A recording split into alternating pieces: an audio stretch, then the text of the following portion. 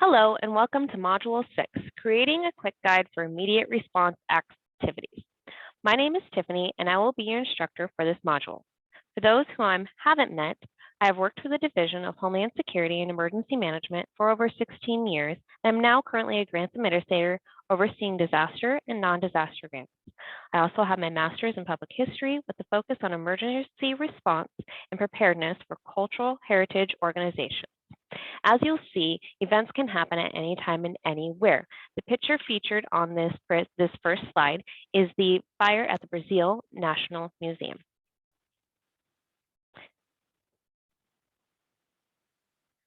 The learning objectives for this module will be to apply what you have learned throughout the class to develop a quick guide and pocket response guide to use during emergencies, and to understand the steps to ensure the safety and well-being of team members throughout an incident. This module will look at the different information that you should be included in your quick guide and pocket response plans. Emergency response can oftentimes be broken down into different stages. Sometimes not all of the stages of an event will be present, but these can range from preparation, if there's advance warning, to response and into recovery.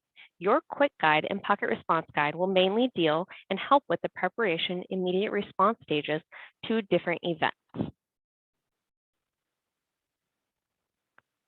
When the event hits, it can be overwhelming and a little bit chaotic initially. Creating a quick guide can help with the immediate response. The number one thing to remember is that the quick guide is not a replacement for your full emergency operations plan, and it will typically only cover the initial response phase of an event. Most commonly, the quick guide should be a flip chart style guide to cover the various emergency situations your institution could face. Many of you by now have conducted risk assessments for your different organizations and know which events and situations you will most likely come across during emergency response activities.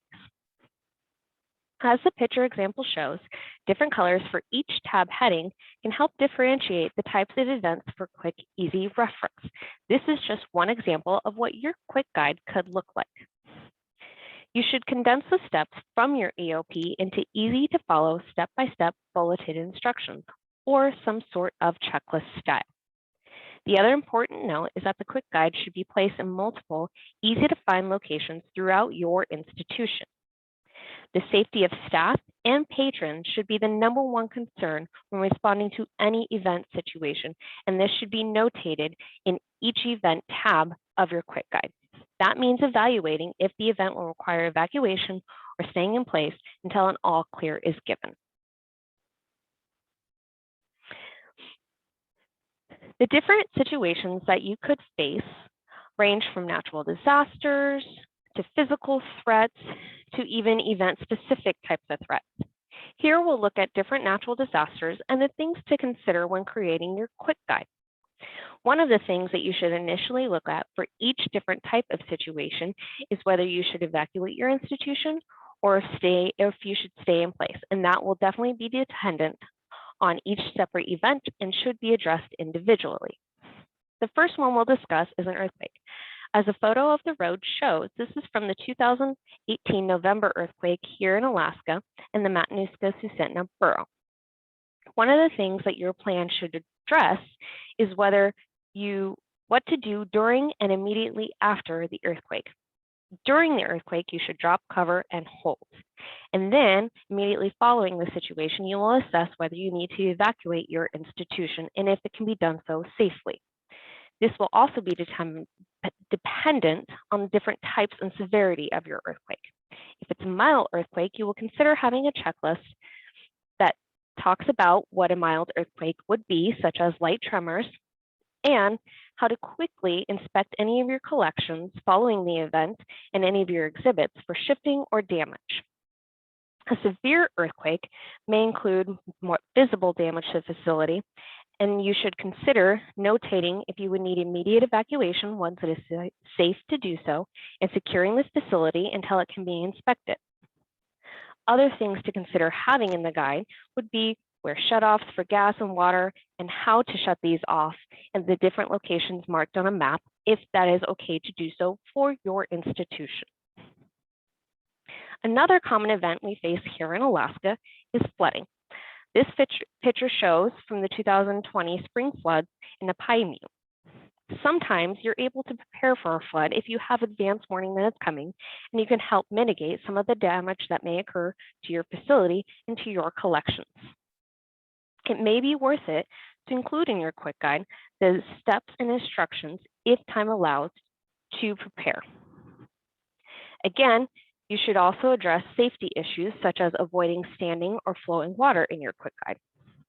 It's also helpful to identify cleanup locations and where supplies are located if there are any on-site in preparation for a flood. Another natural disaster that you might face is a wildfire. This photograph shows from the 2019 wildfires located in the Matanuska-Susitna Borough. Remember, again, the health and safety of your patrons and staff should be the #1 priority addressed in your quick guide. This should include steps to evacuate your collection safely if time allows. Things to consider is tracking for collections being moved and where they're being moved to, and assigning custodians for movement and for the receiving end. Other natural disasters that you may face will be something considered like the volcanic eruption, as the photograph shows the 2006 Augustine volcanic eruption, tsunamis. You could also face landslides, as the other photograph shows of the 2020 landslide down in Haines. There's also things like windstorms and snowstorms and blizzards. If you are susceptible to these types of natural disasters, it would be good to consider adding these tabs as part of your quick guide. There is no right or wrong way to create your quick guide. It's going to be dependent on your specific institution and the risks that you are faced.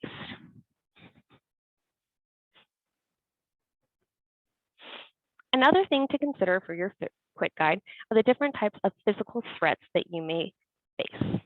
These can range from terroristic types activities to something as simple as an agitated visitor. Again, evacuating versus staying in place is something that needs to be addressed as one of your first steps, and addressing what is the safest course of action for that type of event.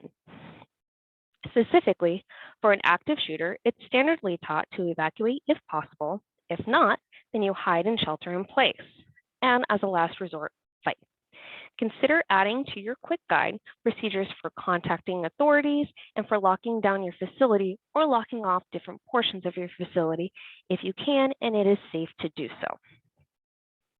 Bomb threats is another type of terroristic physical activity that you could be faced with. Again, things to consider would be taking down as much information about the caller if you can. There are various sorts of bomb threat checklists that could be added to your quick guide to help with this process. Evacuating the facility, if it can be done in a safe and orderly fashion, and how to do that should also be in your quick guide. How and when to notify authorities and the different methods, such as during a bomb threat, you should not be using your cell phone, should also be included. And then how you evacuate the staff and patrons in your facility after authorities have been notified and give the okay to do so, such as do not pull the fire alarm, but safely and calmly notify those that need to leave. Other events that you could be faced with are things like civil unrest. You should determine if it's safe to evacuate your patrons and staff, or if you need to lock down the institution. Also, you should include instructions on securing your facility, not just locking up, but if it's possible and you have the supplies on hand, boarding up your windows and where those items could be found within your facility if time permits to do so. Other forms of physical threats could be an agitated or disruptive person. There could be multiple paths to consider in this type of situation. What is the behavior of the person that would dictate the correct course of action to take for these events? In this instance, it would be helpful to include instructions on how to approach the person based on their behavior and steps to involving the police. Also, a table that addresses the type of behavior, and if it warrants simply asking the person to stop the behavior or asking them to leave, could be helpful. This may depend on how much public interaction your institution deals with on a daily basis. Another one is facility-specific events or situations. Most of the times, these are just singular events that affect just your facility or maybe a neighboring facility. Things to consider when you're creating your quick guide are fires, internal floods, if it's a broken pipe or leaking roof, or medical emergencies. So along with natural disasters and physical threats, you may likely face facility and maintenance specific issues that you should include in your quick guide. Some of these could tie in or be similar to your natural disaster actions.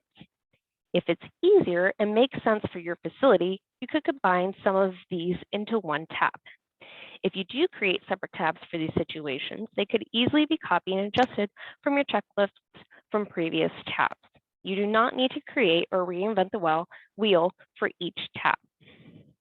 Things to plan for and consider on facility-specific events could be fire within the facility, activating the fire alarm if you need to do so, evacuation and rallying points should be included in your quick guide, and if and when to attempt putting out the fire yourself with fire extinguisher, or if your facility includes some sort of automatic suppression system.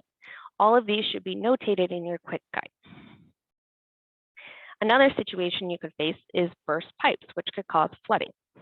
Things to consider for this tab of your quick guide would be steps for contacting your facility maintenance and including those phone numbers, where water turnoff spots are, and those should be marked on a map, and instructions for shutting off the water if your facility allows for that to occur. And if possible, locating and marking any threatened or damaged collections for salvage and protection. Medical emergencies are also something that can come up. Your quick guide should address when to call 911, where your various first aid kits are located around your facility, and remaining calm and how to maintain privacy in the best way possible. Hazmat Response is its own beast to be addressed. This can occur whether from natural disasters, as part of a physical threat, or even a facility-specific internal issue. Either way, it should be something you strongly consider including in your quick guide. Things to consider as part of Hazmat Response are evacuation steps, how and what authorities should be notified, if possible, how you can contain the threat and where supplies would be, where any pre-positioned supplies for cleanup and response may be located within your institution. Another tab that you should include is points of contacts. Now, these points of contacts could be members of your disaster response team. They could also include your leadership, the facility maintenance personnel for your organization, and your local fire, police, and emergency management responders. You should also definitely have a tab separate for your evacuation maps. These could also be included in your other various tabs if the space allows and it makes sense for that specific event.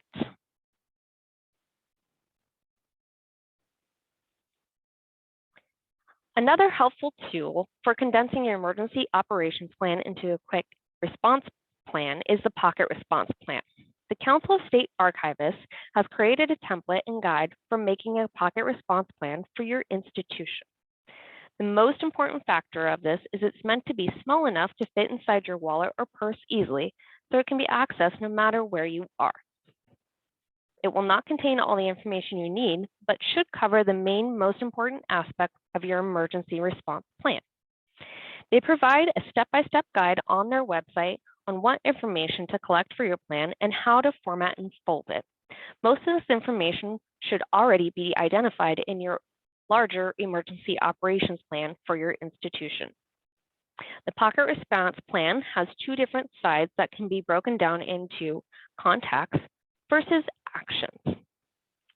Things to consider for the contacts side of your Pocket Response Plan are institutional contacts, such as staff, an insurance agent, parent agencies, building manager, things to that effect. You should also include first responder contacts, such as police, fire, and local and state emergency management agencies. State archivists contacts could also be another resource to add to your Pocket Response Plan. Any other government officials that you may need to contact in the response of an event should be included. Emergency services providers such as conservators, data recovery specialists. If you have freezer space pre-located, that contact information is something else that you should include. There could also be regional preservation service providers that you have identified that you should add to this. And any other contacts that you've identified in the course of creating your emergency operations plan, such as utility providers, your fire alarm system contractor, if your institution has one, National Archive contacts, whatever you deem is necessary for your institution. The other side of your pocket response plan is broken down into your action side.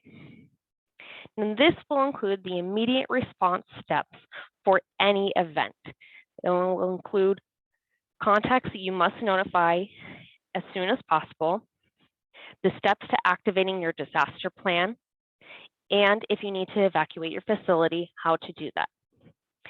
The action side will also include an assessment, the health and safety of your staff, document damage with photos, assess the damage, and also notate what type of event, what areas of your institution are affected, how much damage there was, and what types of materials were damaged.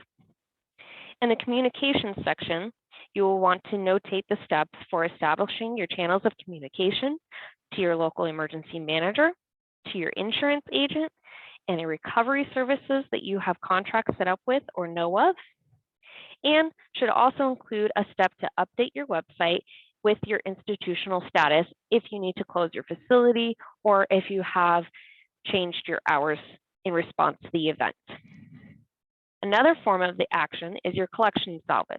This will identify and gather your emergency supplies, identify and secure a salvage location, recruit your staff and volunteers, and start your salvage operations. Now again, this is meant to just be a quick checklist, step by step. These are the steps that you need to do in your emergency response phase of your plan. Another section as part of the pocket response action side will be your collection priorities, where you can create a list and prioritize the different collections in your institution to be addressed in the event of an emergency situation. And then if you are responding to a major disaster, you can have a section that identifies your incident command system and the contacts for those as well.